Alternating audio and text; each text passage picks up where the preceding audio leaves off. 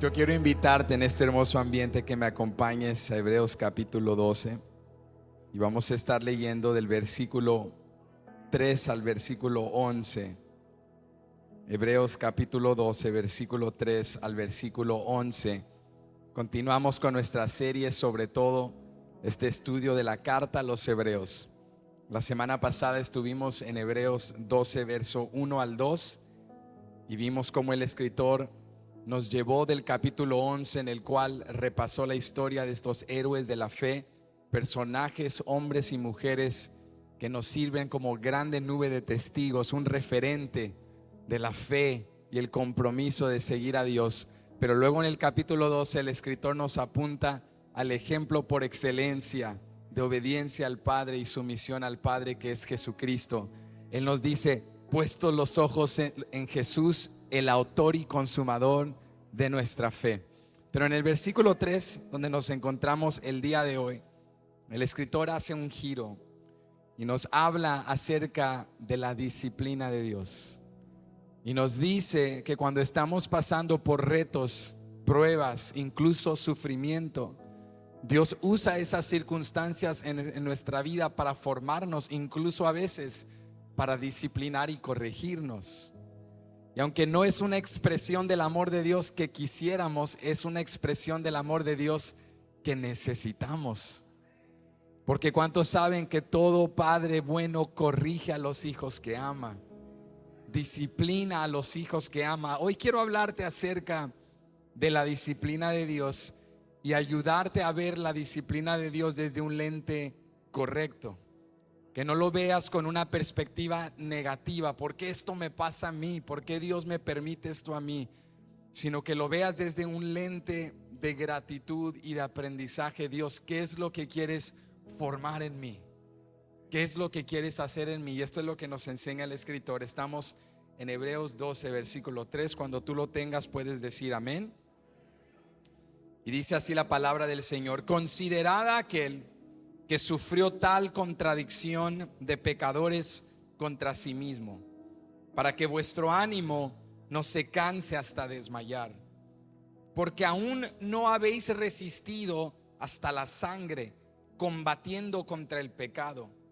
Y habéis ya olvidado la exhortación que como a hijos se os dirige, diciendo: Hijo mío, no menosprecies la disciplina del Señor, ni desmayes cuando eres reprendido por Él. Porque el Señor al que ama disciplina y azota a todo el que recibe por hijo. Si soportáis la disciplina, Dios os tratará como a hijos. Porque ¿qué hijo es aquel a quien el Padre no disciplina? Pero si se os deja sin disciplina, de la cual todos han sido participantes, entonces sois bastardos y no hijos. Por otra parte, tuvimos a nuestros padres terrenales que nos disciplinaban y los venerábamos. ¿Por qué no obedeceremos mucho mejor al Padre de los espíritus y viviremos? Y aquellos ciertamente por pocos días nos disciplinaban, como a ellos les parecía, pero para lo que nos es provechoso, para que participemos de su santidad. Es verdad que ninguna disciplina al presente parece ser causa de gozo, sino de tristeza. Pero después, alguien diga después. Pero después, anima al que está a tu lado, dile después, anímale, dile pero después da fruto apacible de justicia a los que en ella han sido ejercitados. Yo quiero hablarte en esta mañana bajo el tema: disciplinado porque soy amado. Disciplinado porque soy amado.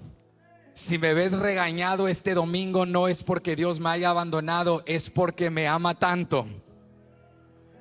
Si me ves un poco cabizbajo, la estoy pasando mal, no es porque Dios se ha olvidado de mí, es porque Dios me ama tanto.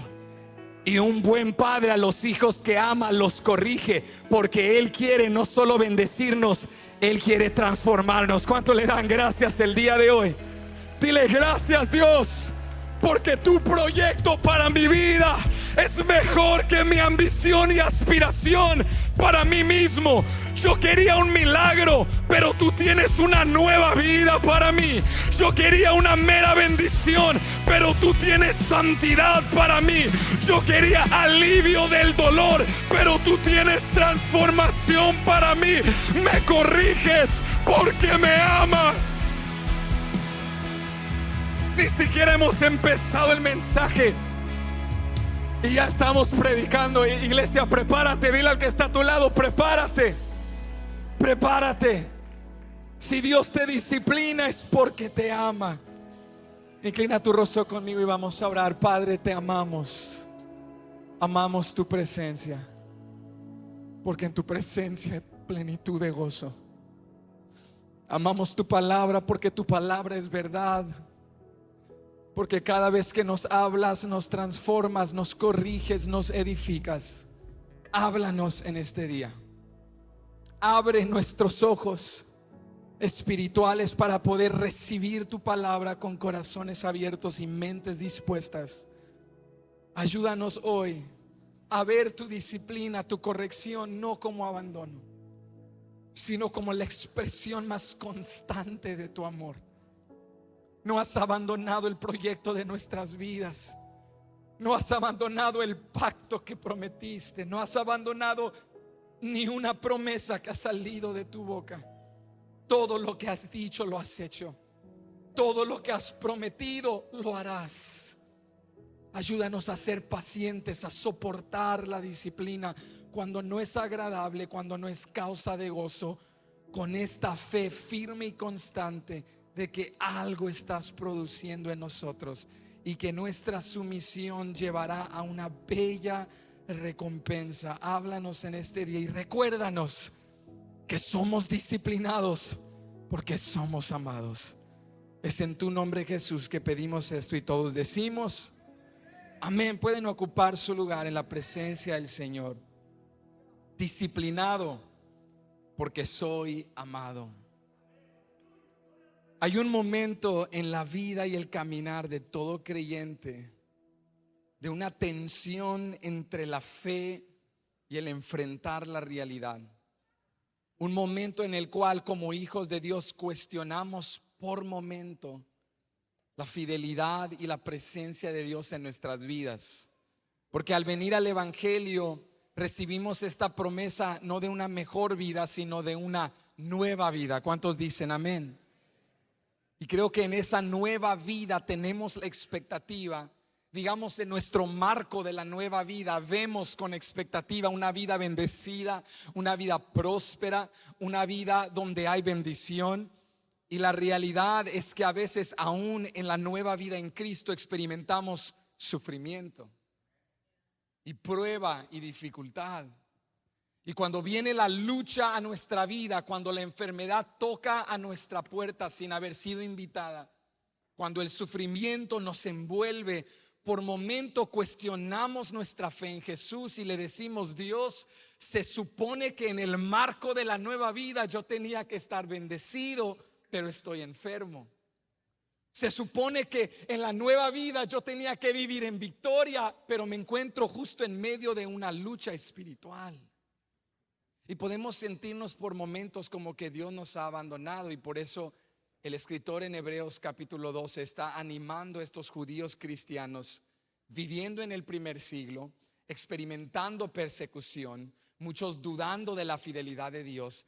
Y Él les ayuda, les instruye y les enseña a ver el sufrimiento y la prueba desde otra perspectiva.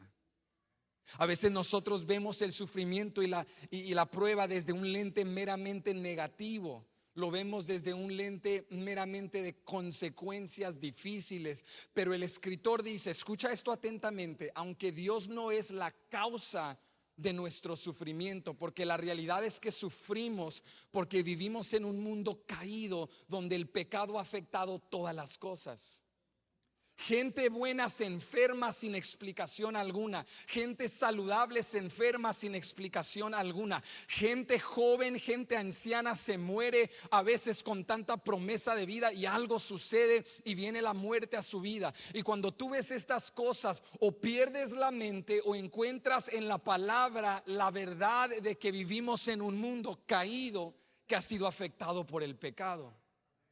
A veces sufrimos simplemente por vivir en un mundo caído. Cosas suceden que a nuestro parecer son sin sentido, pero así es el mundo, incierto. A veces, seamos honestos, sufrimos por nuestras malas decisiones. A veces sufrimos por nuestro pecado. La consecuencia del pecado trae no solo culpabilidad, trae no solo vergüenza, sino que el pecado deja senderos de relaciones rotas, disfunción, vacío, inseguridad. El pecado nos lleva a experimentar también sufrimiento. Pero el escritor nos enseña algo poderoso. Él dice, aunque Dios no es la causa de nuestro sufrimiento, Él puede usarlo para formarnos. Y en ocasiones Dios no solo usa el sufrimiento para formarnos, Él usa la dificultad incluso para disciplinarnos.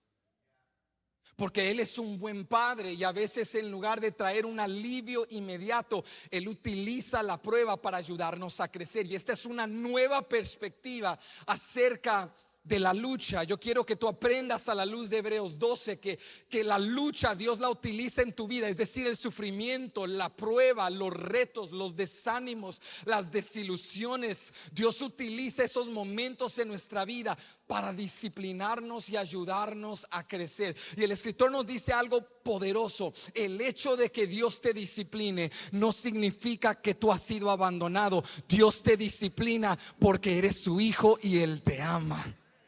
Sacude al que está a tu lado, anímalo y dile: es porque te ama. Díselo: es porque te ama. Si Dios te tiene en medio de una prueba, es porque te ama. Yo sé que es difícil asimilarlo cuando estás en medio del proceso.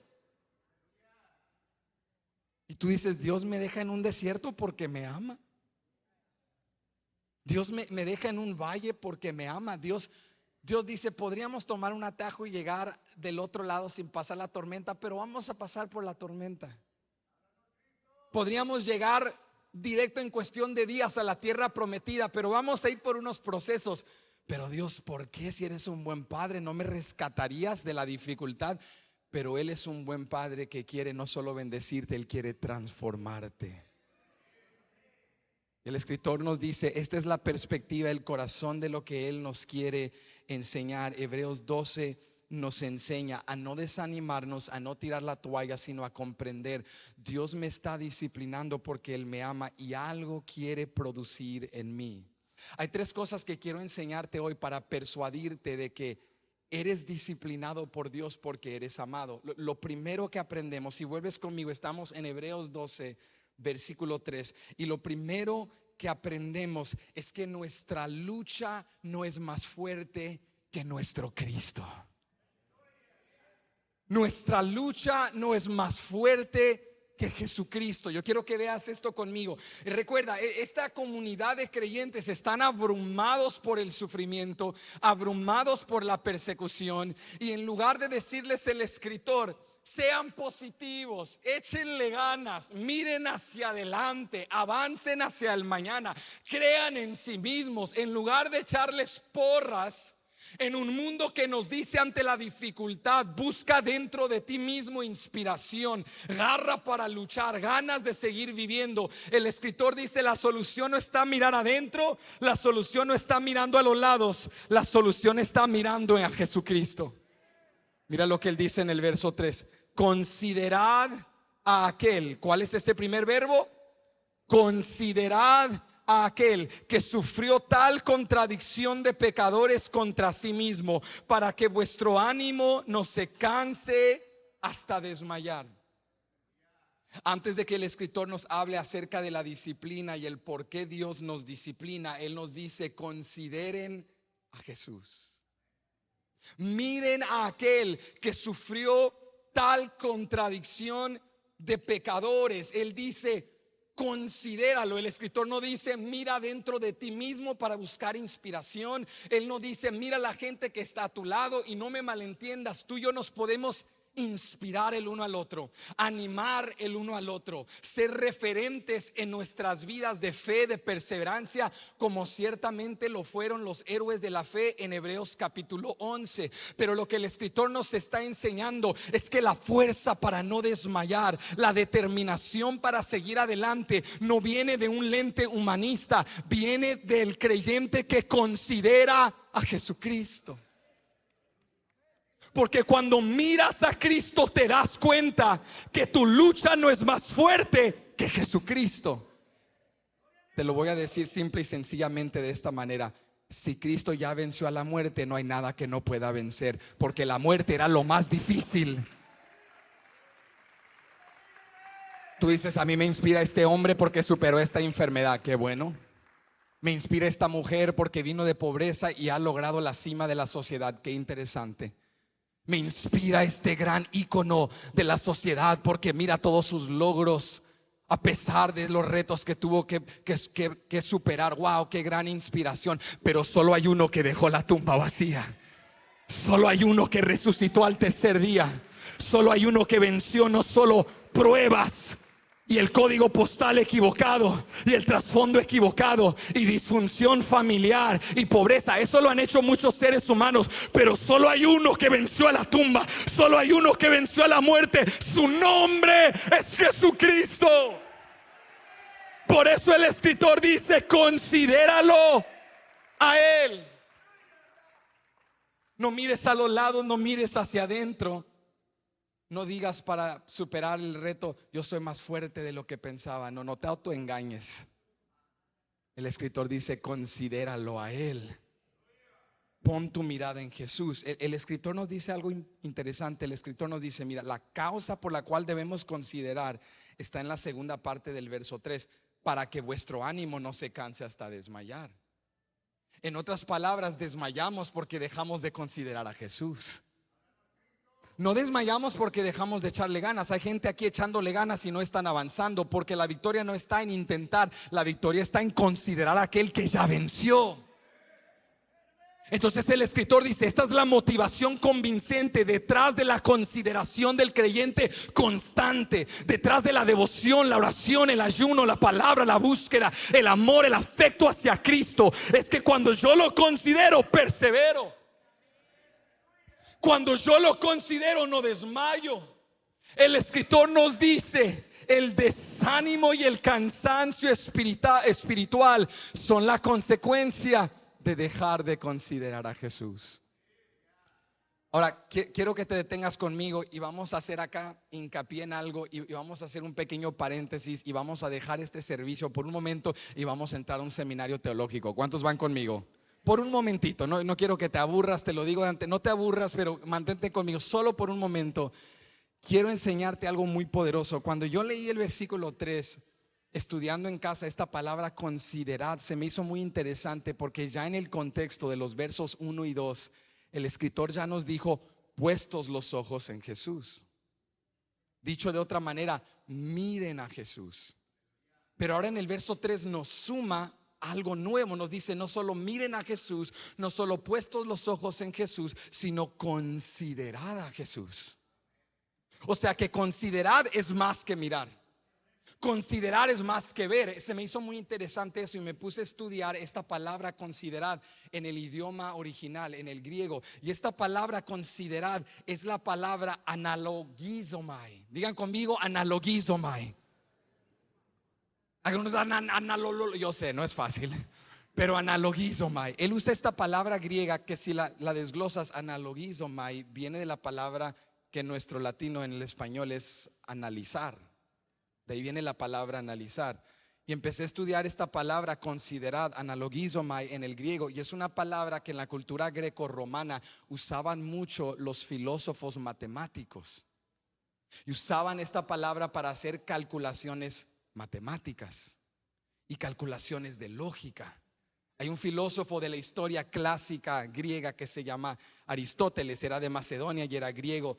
Y este filósofo fue muy importante en el desarrollo después de la modernidad, porque él fue uno de los primeros que enmarcó conceptos de lógica. Él nos ayudó a comprender cómo establecer premisas y llegar a conclusiones y tener justificaciones detrás de las declaraciones que hacemos. ¿Por qué crees lo que crees? Bueno, porque A, existe el hombre; B, el hombre es un ser racional. Entonces, conclusión, los seres humanos son seres racionales. Él nos ayudó a poder crear sistemas de lógica. Y de aquí vienen palabras como esta: considerar. Es como un argumento lógico o matemático. ¿Tú crees que el escritor, cuando él usa esta palabra para analizar a Jesús, lo hizo por casualidad? No, él entendía que sus oyentes y lectores viviendo en el mundo grecorromano sabían que al usar esta palabra, él estaba diciendo: no mires a Jesús de manera superficial, considéralo, analízalo. Y si usa una palabra matemática, él está diciendo: calcula a Jesús en contraste a tu sufrimiento. Cuando tú estás sufriendo, haz una calculación matemática y di: bueno, ok, esto es lo que me está pasando en mi vida, ahora lo voy a comparar, considerar, analizar, calcular a la luz de lo que Jesús pasó. Yo estoy pasando por un momento difícil. Jesús también pasó por un momento difícil. Yo estoy pasando sufrimiento, Él también soportó sufrimiento. Pero yo no he muerto, yo sigo en vida, pero Él sí murió y venció. ¿Cuál sufrimiento tiene mayor en la calculación, poder e impacto? El de Cristo, porque mi muerte no resultaría en nada, pero la muerte de Cristo resultó en resurrección.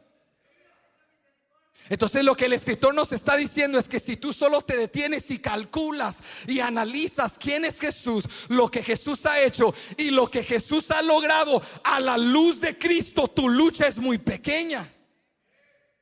Si quitas la vista de Cristo, tu lucha parece insuperable. Y es lo que Satanás quiere que hagas, que te abrumes. Esto es insuperable, esto no lo voy a vencer, no voy a salir de esto. Pero si solo haces un análisis de Cristo, quién es Cristo, lo que Cristo ha hecho y lo que Cristo ha logrado, te das cuenta: esta lucha es más fuerte que yo, pero ciertamente esta lucha no es más fuerte que Cristo Jesús. El escritor nos dice, al calcular, al considerar a Jesús y evaluar su sufrimiento y comparar su historia con la mía, me doy cuenta que Cristo ya venció lo más difícil, y por lo tanto, si yo soy su seguidor, yo venceré también. Esa es la conclusión lógica de lo que él está argumentando. Considerad a aquel que sufrió tal contradicción. ¿Qué sufrió? Tal contradicción de pecadores. ¿Por qué tal contradicción? Porque el justo se dio por los injustos. Y no solo el justo se entregó por los injustos, sino que al entregarse, el justo fue juzgado por injustos. Fueron pecadores los que le dijeron: tú eres culpable. Y él, en obediencia al Padre, juzgado por pecadores no justos, él siendo justo, fue a la cruz del Calvario y tomó nuestros pecados sobre él para que nosotros recibiéramos su justicia. Entonces el escritor dice: por eso considerad que él fue rechazado, que él fue abandonado, que él fue a la cruz. Y no solo cualquier muerte, muerte de cruz, muerte de un criminal. Él tomó nuestro lugar. ¿Para qué vamos a detenernos a considerar todas estas verdades del evangelio, de que Cristo el justo murió por los injustos, que sufrió tal contradicción de pecadores? ¿Cuál es el resultado de considerar a Jesús? No vas a desmayar cuando consideras a Jesús. El escritor dice: hagamos esto para que no desmayemos, para que nuestro ánimo no se canse. Y yo sé lo que alguien está pensando. Hay alguien aquí escuchando esto que dice: sí, pero claro que Jesús venció. Jesús es Jesús. Claro que venció. Él es Jesús.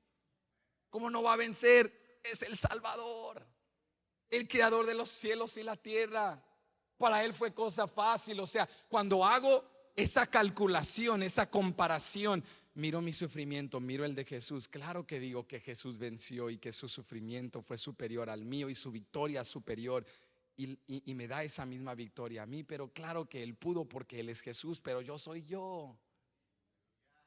Yo tengo mis debilidades y mis flaquezas, pero cuando respondemos de esta manera, nos tenemos que dar cuenta que no hemos comprendido la doble naturaleza de Jesucristo, que no hemos comprendido la doctrina de la encarnación, porque la Biblia nos enseña que el Hijo de Dios, la segunda persona del Dios Trino, el Hijo de Dios, se hizo carne. Y cuando se hizo carne, tomó forma de hombre en todos los sentidos. La doble naturaleza de Dios es que Él es totalmente Dios, pero se hizo también totalmente hombre. Por eso escucha esto atentamente. Mira lo que dice Hebreos 4, 15 al 16. Porque no tenemos un sumo sacerdote que no pueda compadecerse de nuestras debilidades, sino uno que fue tentado en todo. ¿En qué? Fue tentado en todo según nuestra semejanza, pero sin pecado. Acerquémonos pues confiadamente al trono de la gracia para alcanzar misericordia y hallar gracia para el oportuno socorro. Entonces el escritor nos dice: Cristo se compadece de nosotros porque Él también se hizo hombre y Él entiende nuestras debilidades y fue tentado en todo. Eso no significa que Él experimentó toda tentación que todo ser humano ha experimentado, pero sí significa que fue tentado en todo lo que respecta al ser un ser humano. Él experimentó hambre, cansancio, debilidad. Fue tentado por Satanás. Satanás vino en el desierto y le ofreció poder y reinos. Jesucristo entiende lo que es ser humano, sentir debilidad, sentir cansancio, sentir desánimo, ser traicionado, ser abandonado, y por eso se compadece de nosotros. O sea, Hebreo nos está enseñando que Cristo no venció porque Él es Dios y usó sus poderes de deidad para superar los retos y tentaciones de ser humano. Nos dice: Cristo venció siendo hombre, haciendo lo mismo que tú y yo podemos hacer, siendo investidos con el poder del Espíritu Santo y sometiéndonos en obediencia a la voluntad de Dios. Y lo que el Padre hizo en el Hijo, Él hará también en nosotros. Por eso la palabra dice que Él es el primogénito de entre los muertos. Él es el primero en vencer al pecado y vencer la muerte. Pero bendito sea Dios que Él no será el último, porque ahí vamos nosotros. ¿Cuántos dicen amén?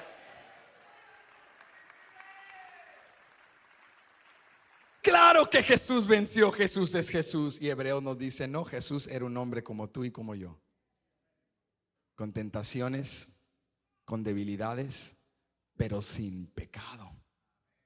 Él fue el primero que venció al pecado, venció a la muerte, pero no será el último, porque todos los que han creído en su nombre se les ha dado la potestad de ser hechos hijos de Dios. No adherentes de un sistema religioso, sino hijos de Dios. ¿Cuántos son hijos de Dios? Esta porción en Hebreos 4 nos recuerda que el hecho de que Cristo experimentó esa misma debilidad humana pero sin pecado, es decir, venció como nuestro referente. Por eso nuestros ojos están puestos en Él. Por eso lo consideramos a Él, nos detenemos, analizamos su poder, quién Él es, lo que Él ha hecho. Porque cuando estamos en medio de la lucha, el considerar a Jesús incrementa nuestra fe. Y Satanás te dice: tú no vas a vencer esto, tú no puedes superar esto, tú no puedes lograr esto. Y tú le dices: Satanás, tienes la razón, yo no puedo. Pero Cristo sí pudo. Y Cristo, a través del Espíritu Santo, mora en mí.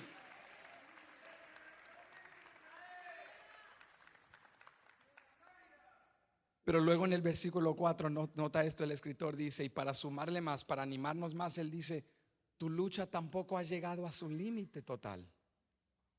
Porque a veces estamos viviendo algo y decimos: esto es lo peor. Y el escritor dice: no exageres. Dile al que está a tu lado: no exageres, díselo, no, pero con gracia, porque a ti también te lo van a decir, a ti también te lo va a decir. Entonces dile: no exageres, no seas tan exagerado. Mira lo que dice el versículo 4: porque aún no habéis resistido hasta la sangre, combatiendo contra el pecado.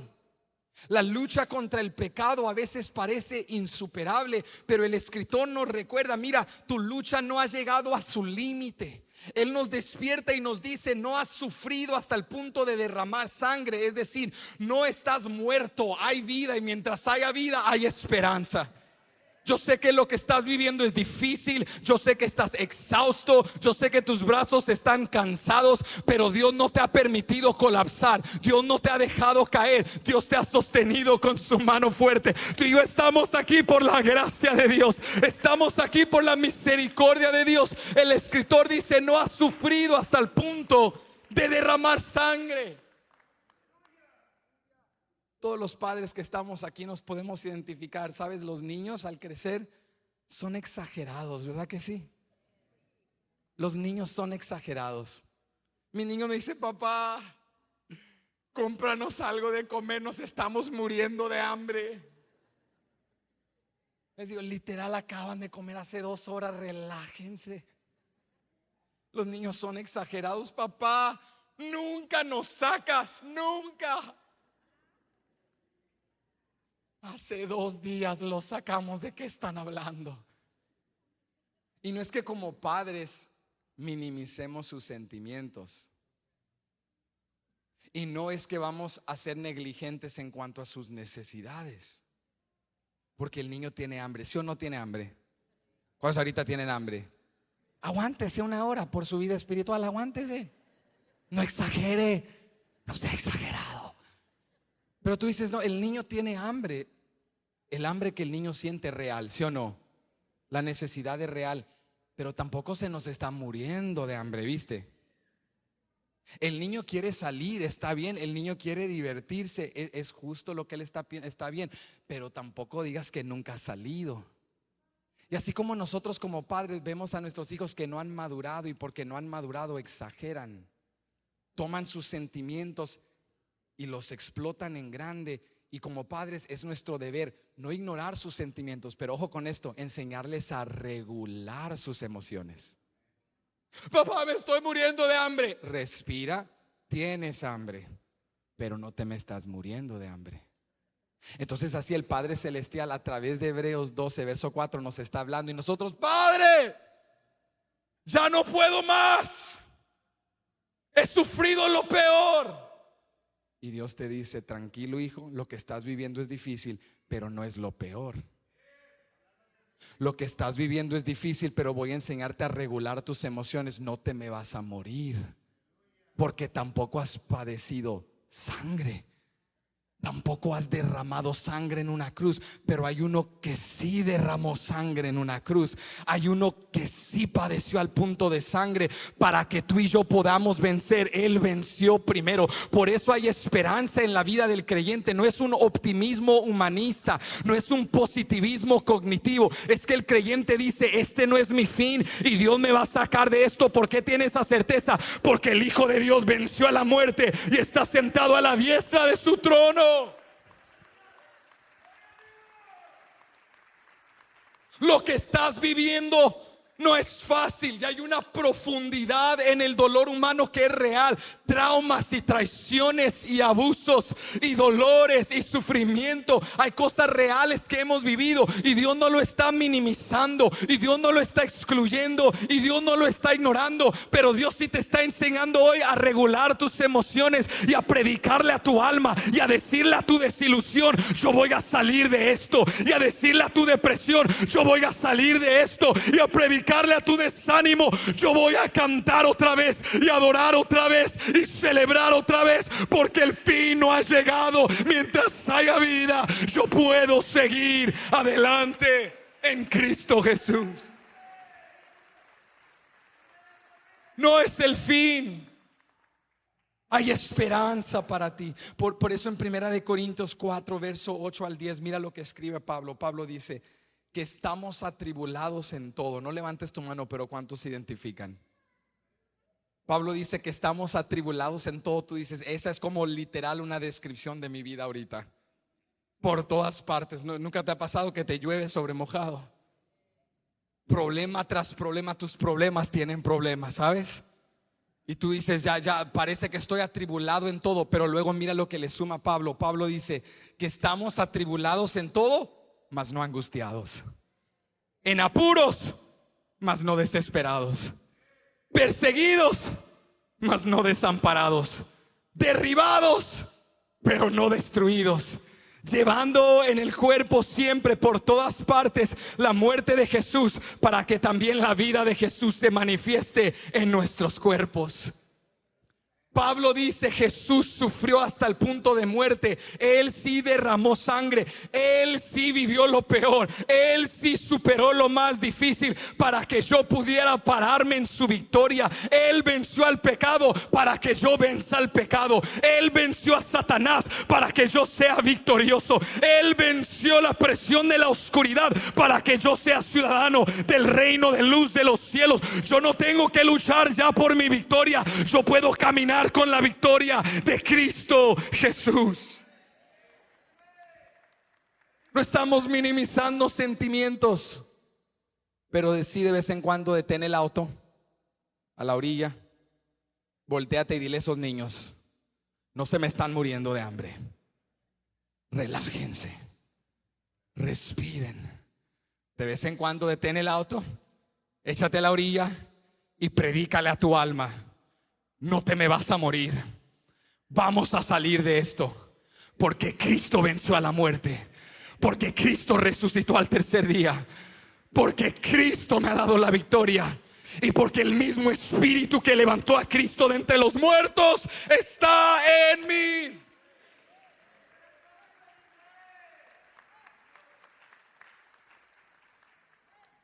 Entonces el escritor nos dice: podemos abrazar disciplina como amor de Dios, como en primer lugar reconociendo que nuestra lucha no es más fuerte que Cristo. En segundo lugar, entendiendo, escucha esto, que nuestra lucha no es rechazo. Quiero que vuelvas conmigo, Hebreos 12, pero verso 5. Escucha lo que dice el verso 5. Y habéis ya olvidado la exhortación que como a hijos se os dirige, diciendo: hijo mío, no menosprecies la disciplina del Señor, ni desmayes cuando eres reprendido por Él, porque el Señor al que ama disciplina y azota a todo el que recibe por hijo. El escritor cita este pasaje de Proverbios 3 de la literatura de sabiduría en el Antiguo Testamento y nos dice: no olviden quiénes somos. Fíjate, antes de hablarnos del propósito de la disciplina, nos recuerda quiénes somos. Nosotros no somos adherentes de una religión. Nosotros no solo somos creación de un creador. Nosotros somos hijos de Dios. Y si somos hijos, el cómo Dios nos disciplina cambia, la perspectiva cambia, porque algo sabemos acerca de Dios. Yo te puedo decir algo: yo no sé qué será de la economía el día de mañana, yo no sé qué va a suceder en el gobierno el día de mañana, yo no sé cuál será el clima del día de mañana. Especialmente en Texas no sabemos qué será el clima en las próximas 3 horas. A pesar de lo que nos digan, puede que caiga nieve en las próximas 3 horas. No sé un montón de cosas, pero algo sé: Dios es bueno. Dios es bueno. No sé qué sucederá el día de mañana, pero algo te puedo decir con cada gota de sangre que fluye por mis venas: Dios es bueno. Y si Él es bueno y Él es tu Padre, todo lo que Él haga es bueno, incluyendo la disciplina. El escritor vuelve a Proverbios 3 y nos recuerda: nosotros somos hijos. ¿Qué somos? Hijos de Dios. Hijos de Dios. Satanás te tiene entrando a la iglesia así todo apenado. Qué pena donde me siento. Ay, no, qué incomodidad, yo aquí no pertenezco. Y ahí estás como esperando que algo caiga de la mesa, un pedacito, una migaja de pan. Tú eres un hijo. Tú entras, siéntate en la sala, te quitas los zapatos, tú entras al refrigerador, le dices: papá, este pozole, ¿cuántos días tiene que tengo hambre? Y el papá te dice: hijo, en mi casa no hay recalentado, en mi casa todo es fresco. Come lo que quieras, todo es fresco, todo lo preparé para ti. Yo, el disfuncional, la oveja negra de la familia, yo, El que este fin de semana hizo lo que no tenía que hacer yo. El Padre te dice: entra, siéntate, come, bebe sin dinero, sin comprar, sin título, sin posición. Ven, siéntate, come, bebe. ¿No es lo que dijo el profeta? Deja de buscar en cisternas rotas lo que se encuentra solo en la fuente de agua viva, cuyo nombre es Jesús.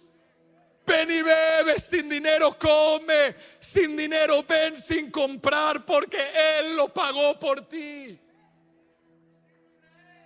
No eres adherente de una religión meramente, eres hijo de Dios. El escritor dice: se nos ha olvidado la exhortación, se nos olvida la palabra.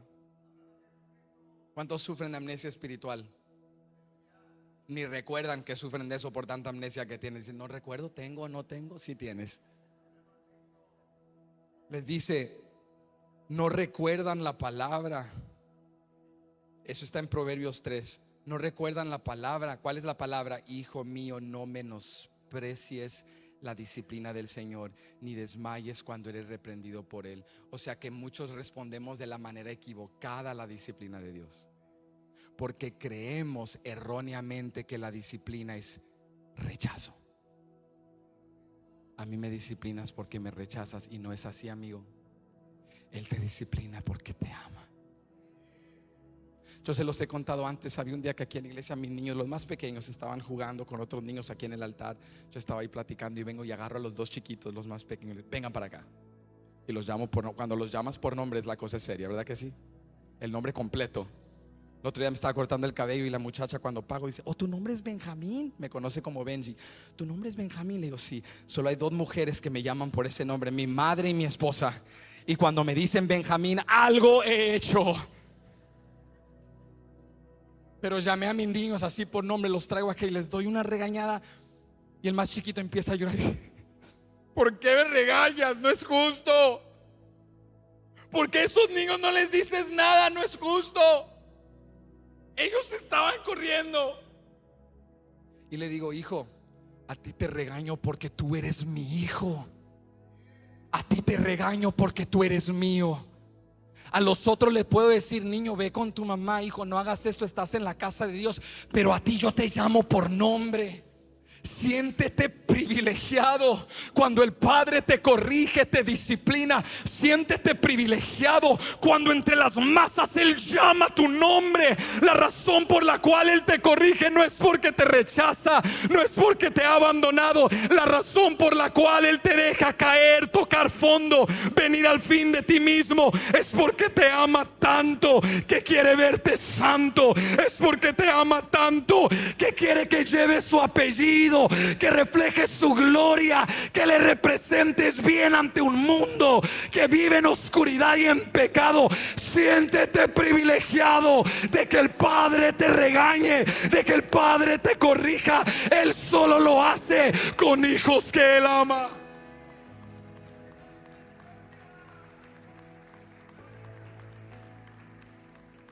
Cuando el Padre te llame por nombre: ven para acá. ¿Qué estás haciendo? Límpiate esa ropa. Yo no te he llamado a vivir de esta manera, a vagar por la tierra sin sentido. Levanta tu frente en alto. Tú llevas mi nombre, tú llevas mi imagen. Tú has sido redimido por la sangre de mi Hijo. Tú no eres cola, tú eres cabeza.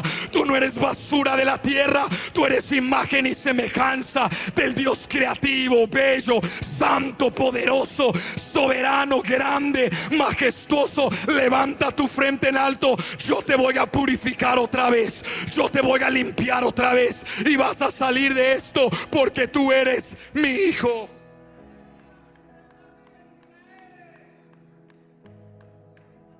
El enemigo nos quiere huyendo de la corrección que Dios va a usar para transformarnos.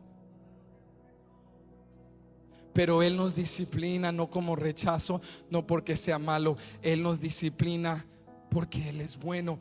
Dicho de otra manera, la disciplina no fluye de rechazo, la disciplina fluye del amor. ¿De dónde fluye la disciplina? Y todo padre sabe esto: disciplinar a nuestros hijos no es fácil. Tarda más tiempo disciplinarlos, es más doloroso disciplinarlos, corregirlos, quitarles cosas. Es más trabajo. Pero invertimos ese trabajo porque tenemos la meta de desarrollarlos, ¿sí o no? Cuando el escritor describe disciplina, emplea otra palabra que en el mundo grecorromano, otra palabra griega, tenía mucho peso y significado. Es una palabra que yo he estudiado mucho en la universidad, estudié mucho la filosofía y aprendí esta palabra. Y cuando lo estaba leyendo este versículo dije, es la misma palabra, qué interesante. Es la palabra griega paideia. Todos digan paideia. Cuando él dice disciplina, él dice paideia. Y esta palabra griega es una palabra que significa educación. ¿Qué significa? Educación. Es una palabra muy importante en la filosofía griega, porque filósofos en particular como Platón y Aristóteles enseñaban que un niño no solo necesita corrección, un niño necesita paideia. Paideia es tomar a un niño pequeño y enseñarle virtud, y enseñarle carácter, y enseñarle a amar al prójimo, y enseñarle a ser virtuoso, y a tener valor, y a amar justicia, y a amar el bien. Eso enseñaban. Entonces cuando el escritor emplea esta palabra griega, él comprendía que sus oyentes y lectores entenderían: Dios no solo te está corrigiendo por regañarte, Dios te está educando, Dios te está formando, Dios te está desarrollando. Con cada disciplina Dios está cultivando virtud dentro de ti, carácter dentro de ti, resistencia espiritual, fortaleza espiritual. Te está enseñando a amar su palabra, a amar lo santo, a ser transformado. ¿Cuántos quieren ser educados por Dios? La disciplina de Dios te forma. La disciplina de Dios te educa. Este no es el lenguaje de una corte, de un juez regañando a un culpable. Este es el lenguaje familiar de un padre formando a un hijo. Dios no es un juez que condena a criminales. Dios es un buen padre que forma a sus hijos. Esa es su relación hacia nosotros. Él juzgará a los impíos, pero a sus hijos Él los corrige. El escritor dice: wow, somos privilegiados. ¿Cuántos se sienten privilegiados en la casa de Dios? El Padre nos forma. Suponiendo que tú contratas a un entrenador personal, tú vas al gimnasio y el entrenador personal quiere evaluar tu capacidad de sostener peso, y comienzan con pesos leves, ¿sí o no? Y de lo leve vas en el proceso del entrenamiento sumando peso hasta llegar a un peso que te lleva al desgaste, y ahí te das cuenta: este es mi tope actual. Aquí es donde necesito trabajar. En inglés lo llaman lift to failure. Levanta hasta que desgastes, levanta hasta que ya no puedes más. Y donde el brazo empieza a temblar, entonces el entrenador te dice: ahí está el trabajo. En ese músculo que está temblando, ahí es el trabajo. Vamos a trabajar ahí, vamos a enfocarnos en esa tensión, en ese dolor, en esa inestabilidad. Porque la inestabilidad es representativa de necesidad de crecimiento. Pero te puedes imaginar si tú contratas a un entrenador donde la meta es hacerte más fuerte, más fuerte, más saludable, y el entrenador te dice: vamos a empezar con 10 libras, y tú dices: ¿fácil? ¿Ligerito? Fácil, esto se siente como nada. Imagínate que ese entrenador te dijera: te dejamos ahí por un año. ¿Sería un buen entrenador? Un buen entrenador no te deja lo ligero y evita lo pesado. A lo contrario, un buen entrenador te quita lo ligero y te da lo pesado. 20, 30, 35, 40, 45, 50. Ok, coach, como que ya no. Vamos a quedarnos ahí un momentito. Vamos a quedarnos ahí. Siente la tensión, siente la inestabilidad. Ahí es donde tenemos que trabajar. Eso es lo que hace un buen padre. Un buen padre no quita lo ligero. O dicho de otra manera, perdón, un buen padre no quita lo pesado. Un buen padre quita lo ligero y nos deja lo pesado para que ese temblor manifieste. Aquí hay inestabilidad en mi vida. Aquí necesito crecer. Y cuando tú te sientes inestable, ¿sabes qué se va con la inestabilidad? El orgullo. Es difícil ser orgulloso cuando te está temblando todo el brazo. Con las 10 libras tú acá, hasta enfrente del espejo, porque se paran enfrente del espejo.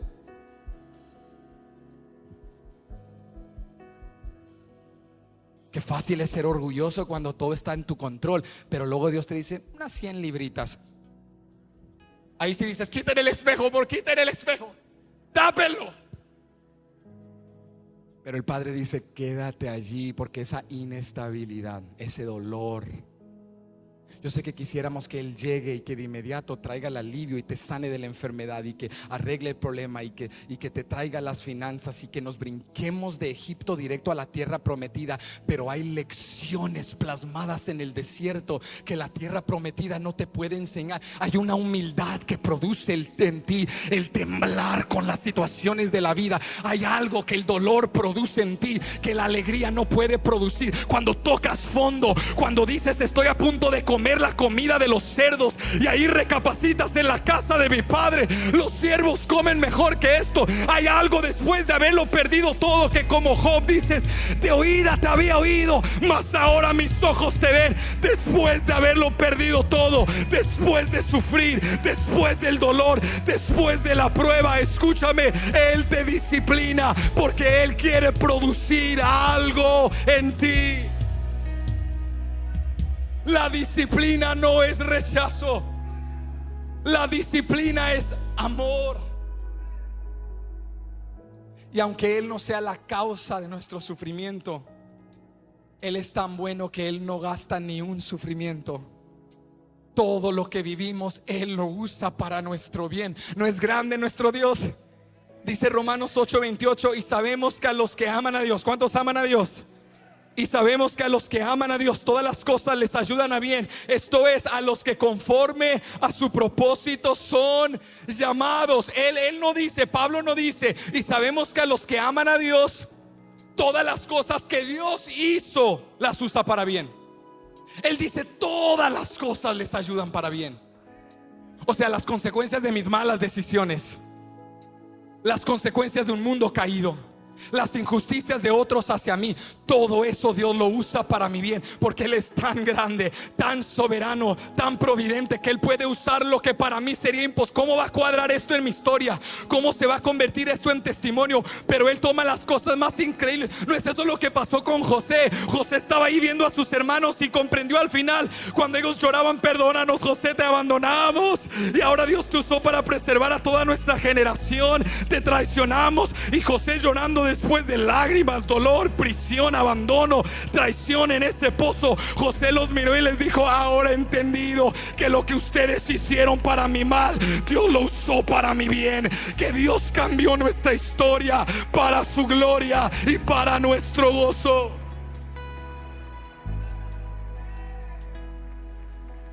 La disciplina no es rechazo.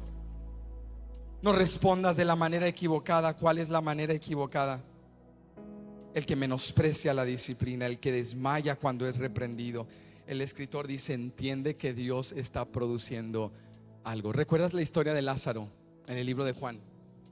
Dice la palabra que Lázaro estaba muy grave, y Lázaro y sus hermanas eran una familia muy unida, una familia muy conectada con Jesús en particular.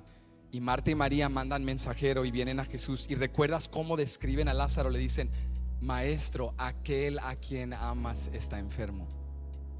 No le dice solo tu amigo está enfermo, sino aquel a quien amas. Aquel que, como apelando a su corazón. Este es un hombre que tú amas como un amigo, como un hermano.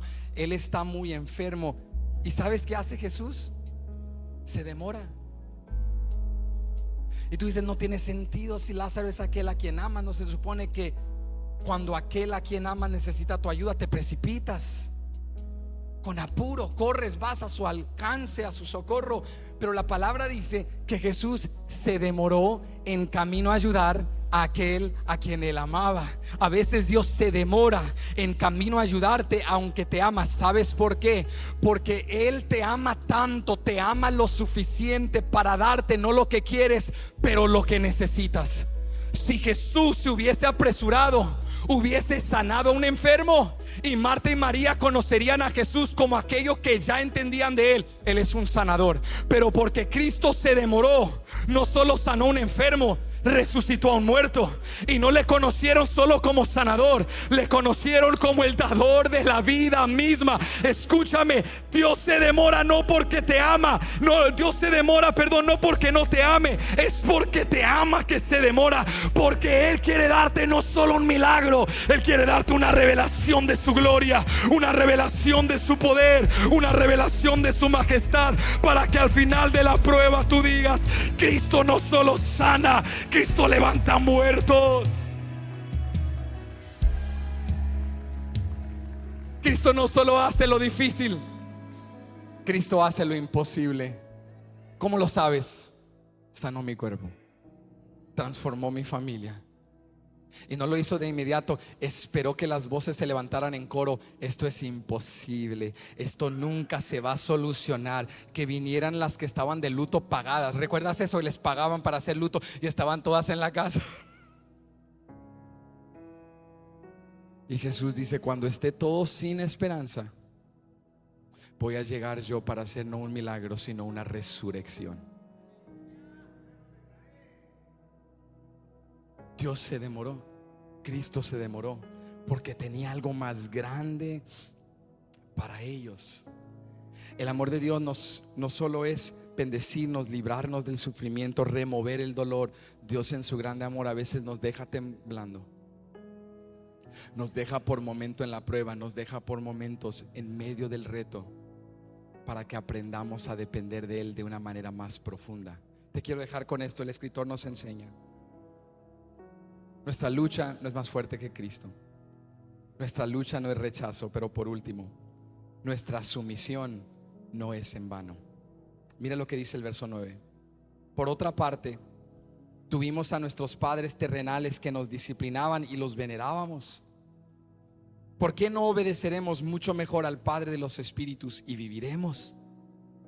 Y aquellos ciertamente por pocos días nos disciplinaban como a ellos les parecía, pero para lo que nos es provechoso, para que participemos de su santidad. ¿Qué nos persuade a soportar la disciplina? Porque el escritor dice: la disciplina no solo se acepta, se soporta, porque no es fácil. A nadie le agrada ser disciplinado por un padre. Pero lo que te motiva a soportar la disciplina es lo que esa sumisión va a producir en ti. No es en vano. El escritor dice: el someterte, el soportar la disciplina de Dios te lleva a vida. ¿A qué? A vida. ¿Por qué no obedeceremos mucho mejor al Padre de los espíritus y viviremos? Someterte es perder control. Someterte es perder comodidad. Someterte es perder cierta autonomía como te la predica el mundo. Pero Hebreos dice: te conviene, no es en vano, porque la sumisión a Cristo te conduce a vida, a bendición, a verdadera prosperidad. Él dice: nuestros padres terrenales, que a veces se pasaban de mano al corregirnos, a veces no hacían lo suficiente. Y todos los que somos padres, todos los padres levanten su mano. Todos los que somos padres nos identificamos. Cuando nuestros padres nos corregían, los juzgábamos. Ahora que somos padres, los entendemos, que no es tan fácil como creíamos. Nosotros como hijos venerábamos a nuestros padres, los honrábamos, aunque ellos tenían carencias, aunque a veces se pasaron de mano, aunque a veces no estuvieron presentes. Incluso si tú no tuviste un padre, una madre presente en tu vida, pero tuviste una figura paternal, maternal, alguien que te sirvió de referente, de autoridad, de respeto, y lo honras, la honras, aunque sean personas con carencias. Si honramos a nuestras figuras de autoridad, que con errores y carencias nos disciplinaron, pero sembraron en nosotros virtud y carácter, ¿cuánto no más vamos a exaltar, adorar, alabar, glorificar a nuestro Padre Celestial, que es bueno y perfecto, en quien no hay sombra de variación? Él es inmutable. Toda corrección que Él nos da es perfecta. Él nunca se pasa de mano y Él nunca está ausente. Él siempre está allí. Él siempre lo hace de la manera correcta, con autoridad, pero gracia. gracia, con corrección pero amor, con fuerza pero con empatía. Él viene y te abraza, te cobija, te besa, pero también te reta y te levanta. Si venerábamos a nuestros padres terrenales, ¿cuánto no más vamos a exaltar y glorificar a nuestro Padre celestial? Él es un buen Padre. Él disciplina para nuestro bien. Esta sumisión no es en vano, nos conduce a la santidad. Aquellos ciertamente por pocos días nos disciplinaban como a ellos les parecía, pero es decir, Dios, para lo que nos es provechoso, para que participemos de su santidad. La sumisión no es en vano, porque Dios nos está haciendo santos. Dios nos está desarrollando a tener un carácter como el carácter de Cristo. ¿Cuántos quieren ser más como Cristo?